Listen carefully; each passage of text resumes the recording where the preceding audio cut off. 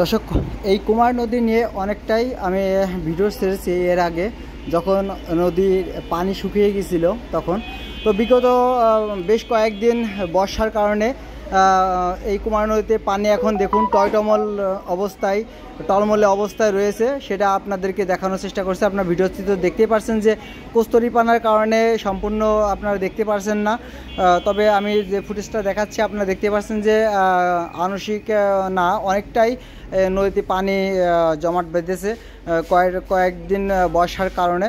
কিন্তু আমি ঊর্ধ্বতম কর্মকর্তার কাছে বিনীতভাবে রিকোয়েস্ট করব, এবং তারা যেন এই যে ব্রিজ সংলগ্ন যে এইখানের যে কচুরিপানাগুলো আছে, এখানে ভরপুর যে কচুরিপানাগুলো সরানোর জন্য আমি বিনীতভাবে তাদেরকে রিকোয়েস্ট করব ভিডিওর মাধ্যমে। আপনারা অবশ্যই একটু চেষ্টা করবেন। আর এখান থেকে পরিষ্কার হয়ে যায় পানি থাকা মানে কৃষক ভাইদের যে সামনে যে পার্টগুলো আছে, এই পার্টগুলো জাগ দিতে তাদের সুবিধা হবে। তো পানির লেয়ারটা অনেকটাই বাড়ছে এই কুমার নদীতে। কিছুদিন আগেও যে ভিডিও ছাড়ছিলাম যে পানি একদম শুকিয়ে গেছে, তো এখন সেই তুলনায় পানিগুলো যা অনেকটাই বাড়ছে, তাতে সাধারণ কৃষকদের অনেকটাই উপকারিত হবে।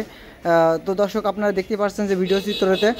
দর্শক, ভিডিওটা অবশ্যই ফুল দেখবেন এবং ষোলো টিভি সাবস্ক্রাইব করে দিবেন এবং অল নোটিফিকেশনটা চালু করে রাখবেন, যাতে নতুন নতুন ভিডিও পেতে অবশ্যই আপনারা দেখতে পারেন।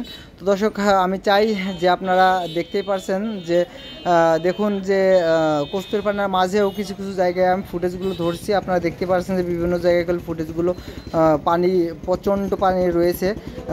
আপাতত এতটুকু পানি হলে পর চলবে, সেই রকম অবস্থা আমরা দেখতে পারছি। আজ আপনাদের এই আপডেট নিউজটা দেওয়ার জন্য ভিডিওটা করা হয়েছে।